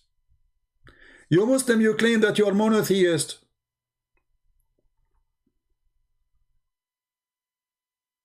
And you claim that all things created to worship Allah. But as we see here, all things are created for the sake of Muhammad. So who is Allah? Indeed. Look, he did not say, no, brother, this is too much, this is not right, so to say that. He says, indeed. The Prophet of Allah is the reason, he is the only reason for the creation of the whole, which means Allah is, the reason of Allah to exist is to do what? If the reason of all the creation, including us, including stones, including insects, animals, trees, the reason for all this creation is Muhammad. So what is the reason for Allah to be exist? What his goal? To serve Muhammad.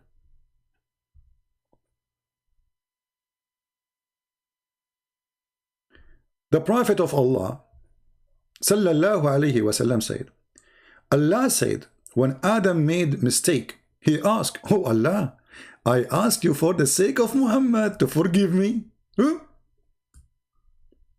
Shabir Ali was saying we should not ask anyone for the sake of anyone except Allah. And then he said that only the one who Allah give him permission. So who is the one who will give him permission? Muhammad. For the sake of Muhammad, your sin will be forgiven.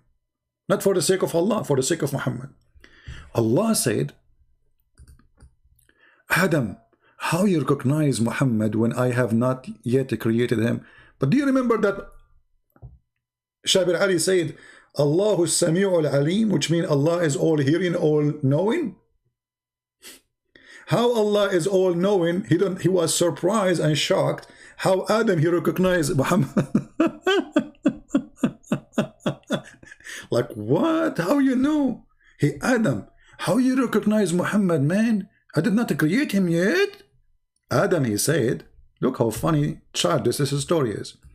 Adam said, Allah, oh Allah, when you created me and blew into me the spirit, I lifted my head and saw written on the arsh, which means the throne, La ilaha illallah Muhammad, the fraud of Allah. There's no prophet, there's no bright God but Allah and Muhammad. In the throne of Allah, there is a blasphemy against God. Allah himself, he associated the name of a man with his name written in the same throne. Why? So when Adam, he saw that name written there, Muhammad, he said, so I got to know that you would only join your name with him. Join your name. Do you see the word join? This is a Muslim website, and this is a Muslim hadith, and the one who said that, Muhammad. And this is the fatwa of Ibn Taymiyyah. There, you can click on it too. So I got to know that you would only join the truth.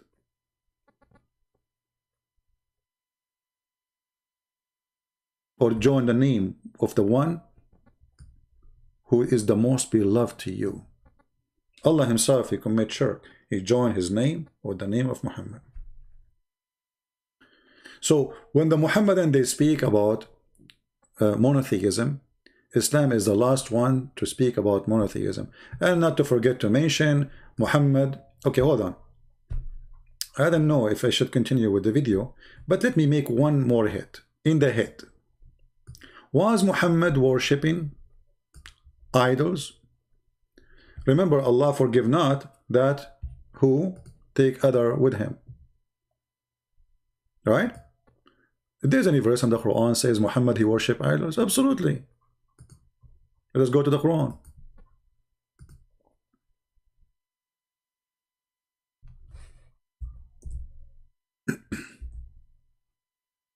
Chapter 74, verse number 5. This is the Muslim translation. What shan mean? I don't know. Honestly, I don't know what shan mean in English. I don't know. Let me see. Just to see if the translation is correct.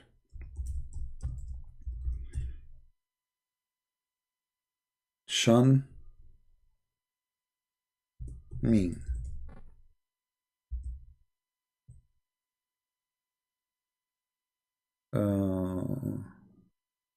Look like this is a fast translation. Let us get different translation.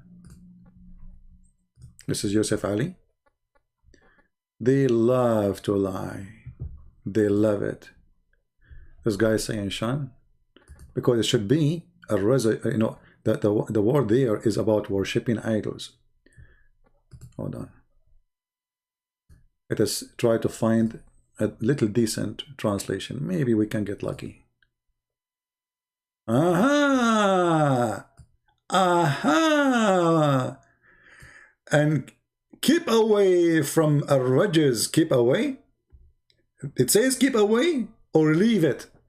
Fahjur. So look, he put there ar-rajz and he put the word idols, but in the beginning he lied. It doesn't say keep away. It says leave worshipping. Uhjur, hijra. The Muslim, they say hijra. What hijra? Hijra is leaving from a place to a place. Leaving something behind. Allah saying to him, leave it. So if you don't do it, he will say to him, leave it.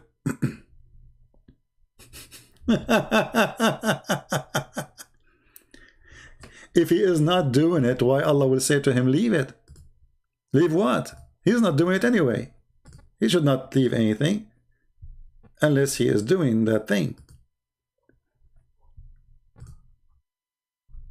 Look at the translation. Stay away from the idols.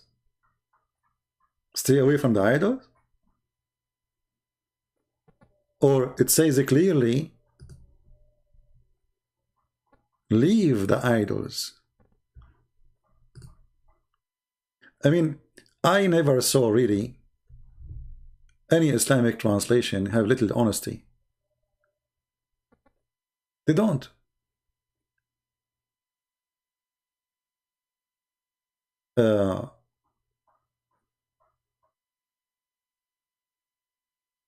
If you remember the story of Muhammad and satanic verses,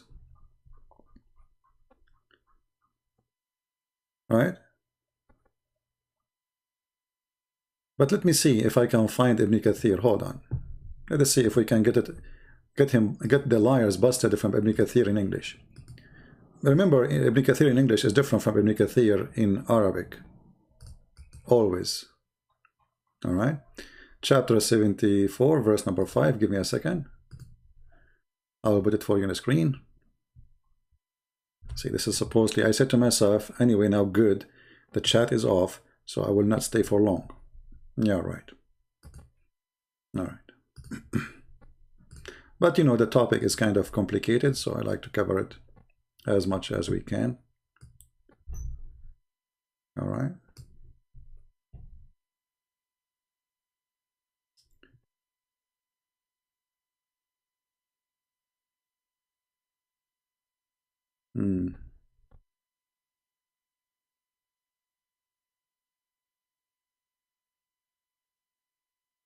Yeah, in the Ibn Kathir in English, they are saying keep away too.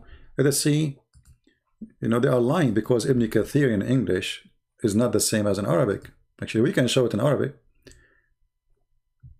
You know, actually in Arabic it says fajr. You know, leave it. Ibn Abbas, he said that too. Let me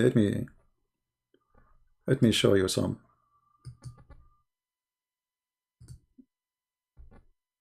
Let us show you how we get them busted.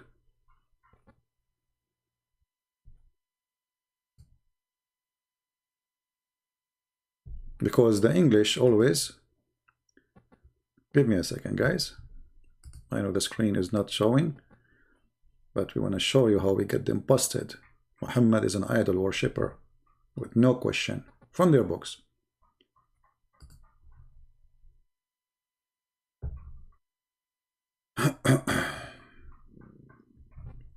Amazing, huh? But their lies will not work with us.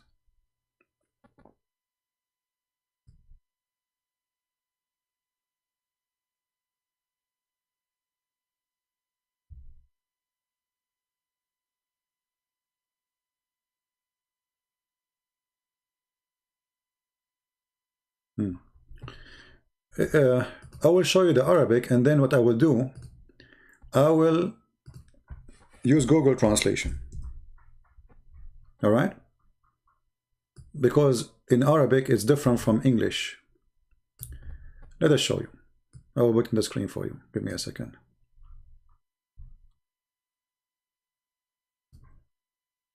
This is the official government of the Kingdom of Saudi Arabia.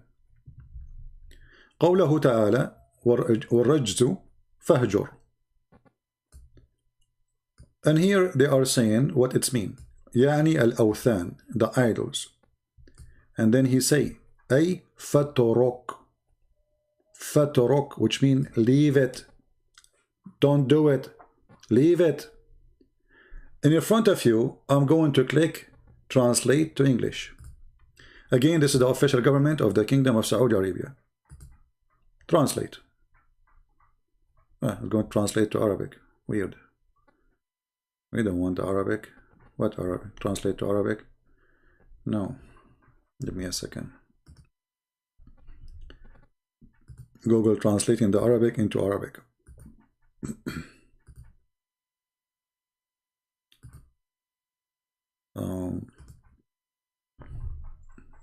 Let's see now. What happened to translate? It's not working.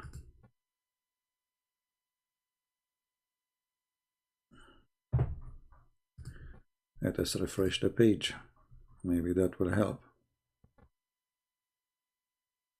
Where you show the translation, I mean the option to translate a page. It disappear. Okay, here we go. Let us see. It shows another language. Okay. All right. Here we go. We made it work.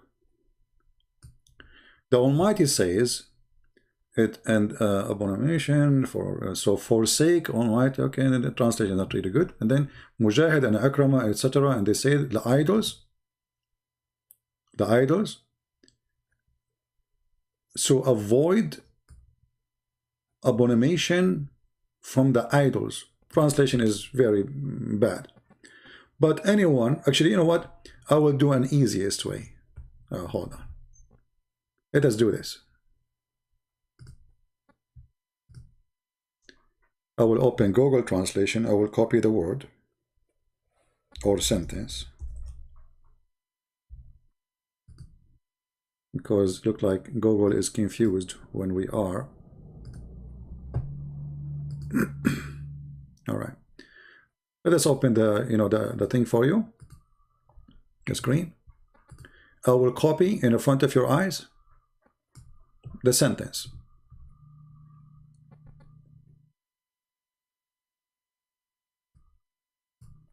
Let us copy from here. Copy. And then we take it to Google Translation in the front of your eyes. Paste.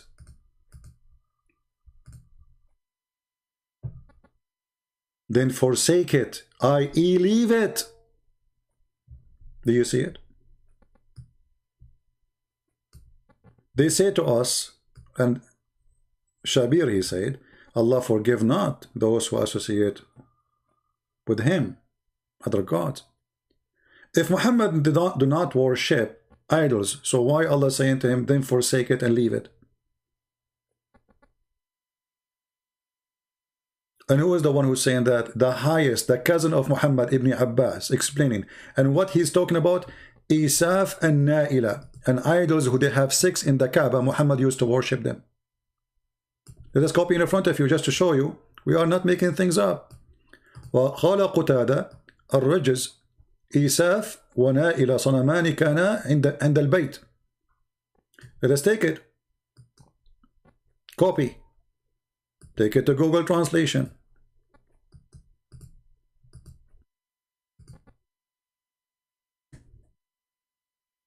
Isaf and Naila. Qatada said, Isaf and Naila, 2 idols were at the home, those idols. Do you see it? Muhammad was worshipping 2 idols of a man and a woman. They have 6. And actually, if you go in the Quran, you will see Muhammad, he approved the ritual of the pagan. This is how fraud he is.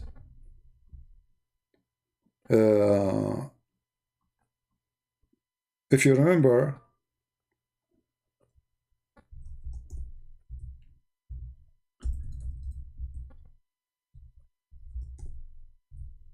when a group of the Arab, they complained to Muhammad about not following as-Safa and al-Marwa. This is about Isaf and those 2 idols who they have 6 in the Kaaba.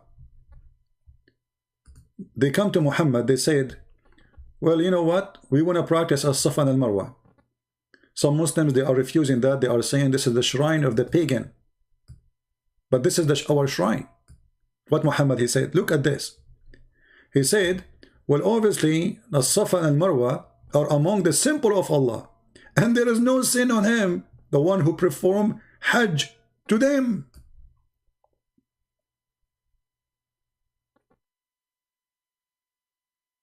So when you go to the Kaaba, you have to continue and you go to the Safa and Marwa. And now the Muslim, until now, they practice it. They start jogging between the two idols, which does not exist no more there.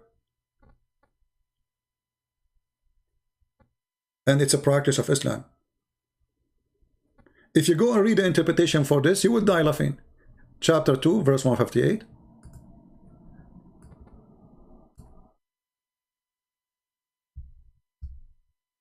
See, the more you know about this cult, the more you find how stupid it is. 158. You see, I'm doing it in the front of your eyes. Nothing from our books, nothing from our own words. We are not giving you the interpretation of ours. This is there. This is there. Here you will see the argument. It says here that reported blah blah blah blah from that Aisha, she said these verses revealed about helpers. Helpers is they called al-Ansar. They used to make Hajj to Manat, which was you know, part of their rituals, and they also avoid going between as-Safa and Marwa. When Islam came, they asked Allah Messenger, Allah bless him and give him peace. About this, he said, so he gave him his verse. But let us read carefully what it's going to say later. Aisha, she said, this verse was revealed about a group of people, of the helpers. Before Islam, they used to make the Hajj to Manat, and they were forbidden from going between as-Safa and Marwa. Who forbid them? Muhammad. And then they went to the to do Hajj with Allah Messenger, and they mentioned to him, you know, this issue. So Muhammad, he revealed the verse saying it is from the ritual of Allah to do it. So who is the one who forbid them? Is it Muhammad or somebody else? If it's from the ritual of Allah, and why it is from the ritual of Allah? Here you will see it says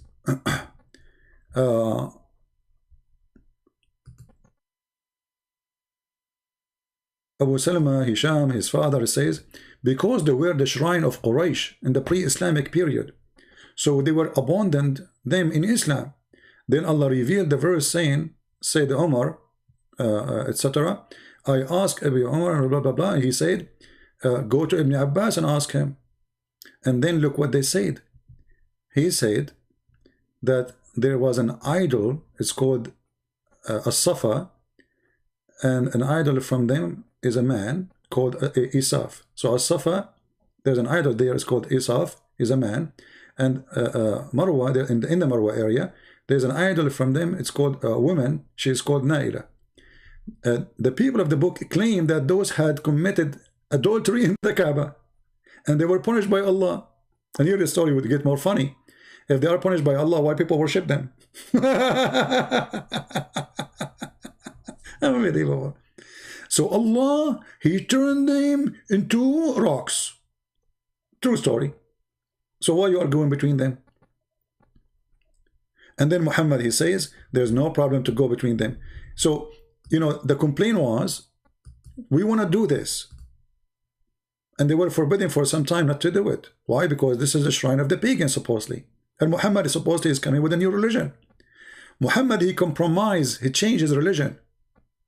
And he started worshipping them too. And actually, he was worshipping them before. As we showed you in the Quran, he was worshipping other idols too.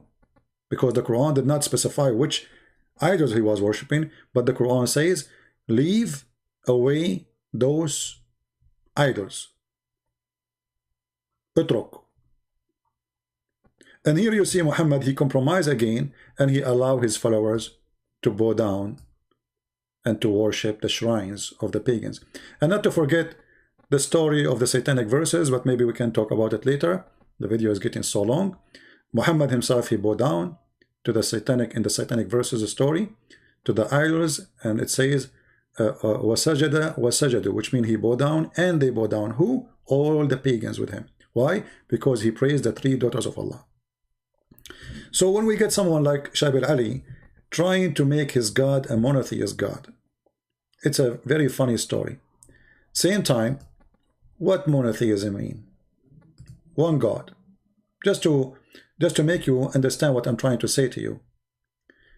If you worship one God, 10 God, 5 God, 6 God, 1,000 God, I mean, who care? The question is this 1 or 1,000 is a true God or not? You know what I mean? If somebody is an Indian, like you know, I heard like Hindus, I saw a video of this guy. He's called him Sadhu something. Okay, he said the Hindus have 36 million God. Okay, let us say for the sake of argument,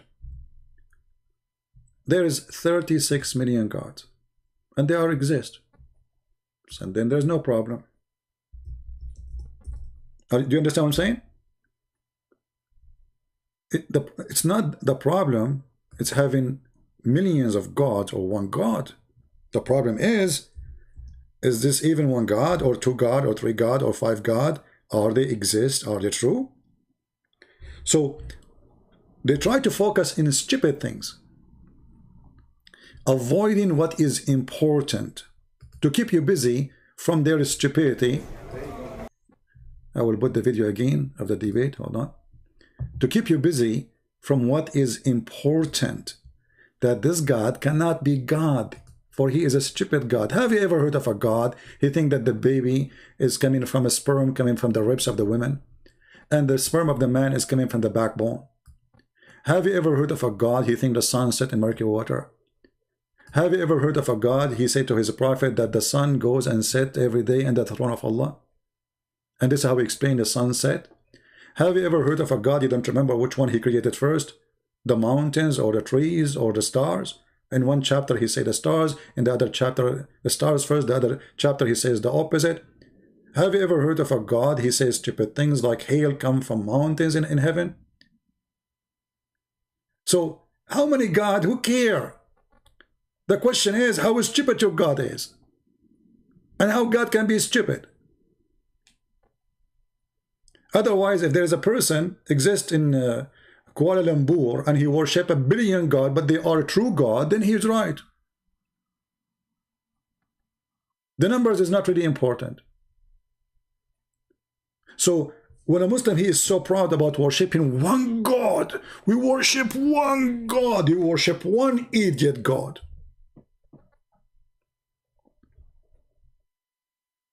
When Muhammad, he claimed that he have knowledge from his God, and he says such a statement.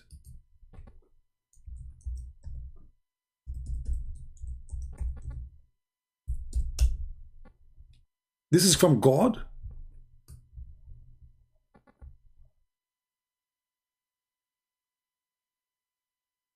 This is from God.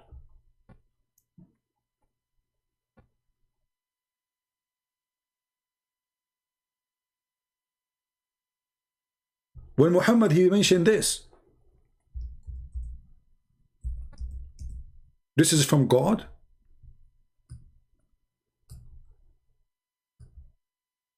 And we can go forever mentioning stupid mistakes in the Quran and in the Hadith.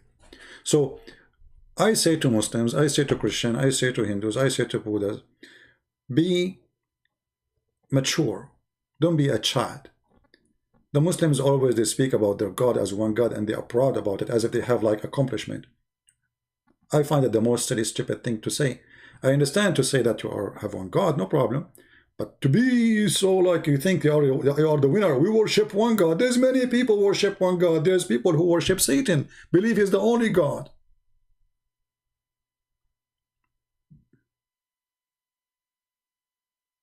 So worshiping one God does not make any difference.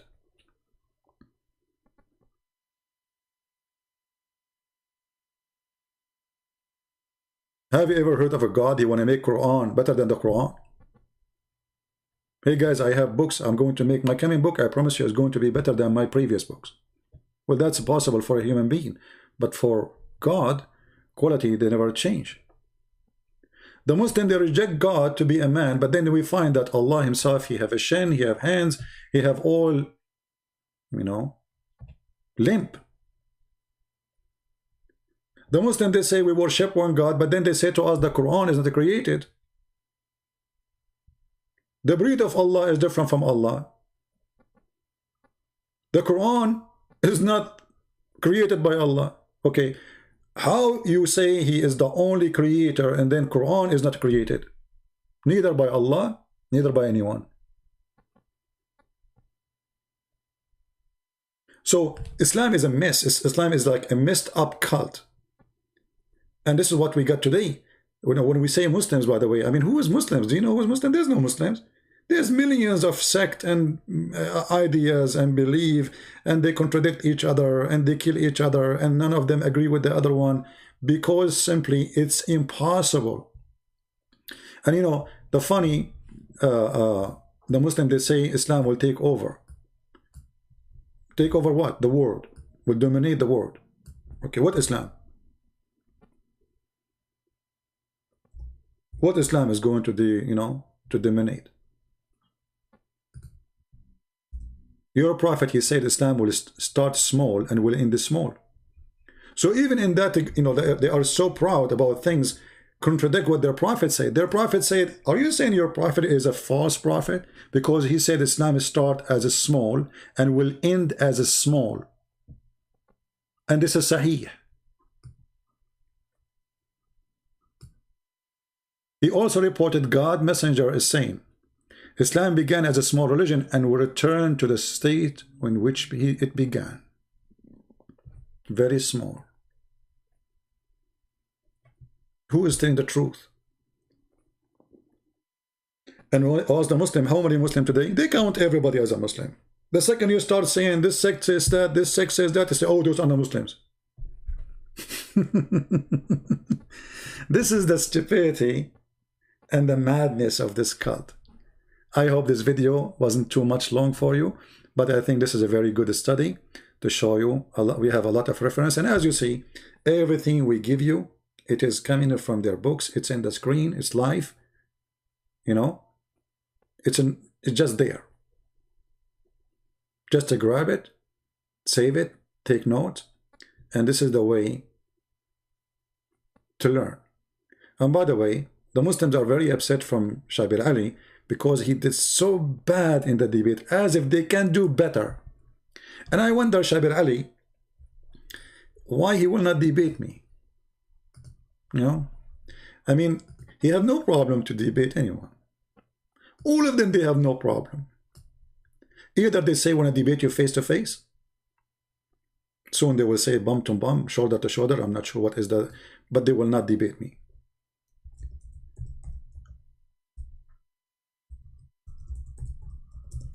Once in a debate, a Christian, he asked Shabir Ali, when you are going to debate Christian Prince? What Shabir Ali, he said? I will not believe it.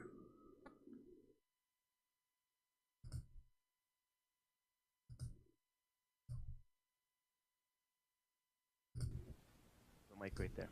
Hello? Yeah, I just came to ask the million-dollar question. Shabir, when will you ever debate Christian Prince? Thank you very much.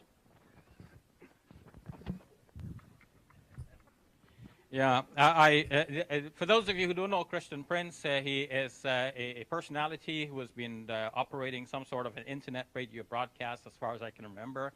He contacted me a long time ago. I never contacted him, and I challenge him to say I did. I never did. I don't know his email. The one who contacted him, it was ABN TV, and they contact me the same as they contacted him in separate email. They said to me, there's a person, his name is Shabir Ali, you want to debate him? I said, sure. They sent him an email saying, there's a person, he's a Christian, want to debate you? He said, sure. And then after he bought my book, he decided not to debate me. He noticed that he is no match. asking if I would debate him, and I said yes. And then eventually I bought his book, and then I don't want to say anything about him because he's not here. But following from the correspondence and the way things were going, I felt that, you know, people, as you play ball, you play in certain leagues, right? You play in. Yeah, you debate people who they will not speak Arabic, so you can say to them it doesn't say so. You will debate people who do not know much really about Islam, so you can say they don't say so, but you cannot get close to me. Then the second, you notice that this is an Arab. He have books about Islam, and you read my books. I mean, do you think this guy, he do not know Christian Prince? Do you really believe it? What happened is, he agreed to debate me, but he never thought this is a Christian Prince. In the beginning, he agreed.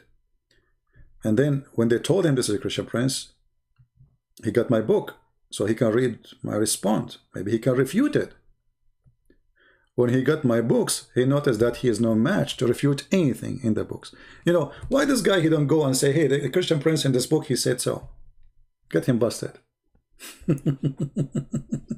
Anyway, guys, I want to say thank you for being here. I apologize for disabling the chat. Actually, it's way better because we can concentrate in the video, in the topic, more than concentrating in people, you know, because it's impossible to satisfy people needs. God himself, people, they complain about him, so who am I?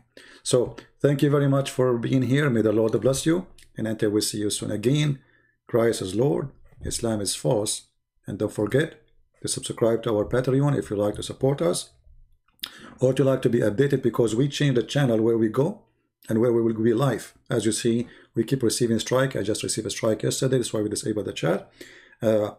You can post comments, but any comments will be bad. I will delete it immediately because YouTube is all over me. All right? So leave your comment. You are a Muslim, you are welcome. You are a Christian, you are a Hindu, you are a Buddha, you are an atheist. You are more than welcome. Just behave and be good. God is good, and God, he don't leave his people without witnesses. And the Muslims are witnessing to us how false their prophet. From their mouth, we prove it. From their books, we prove it. It's in front of you, published by them, shared by them, translated by them,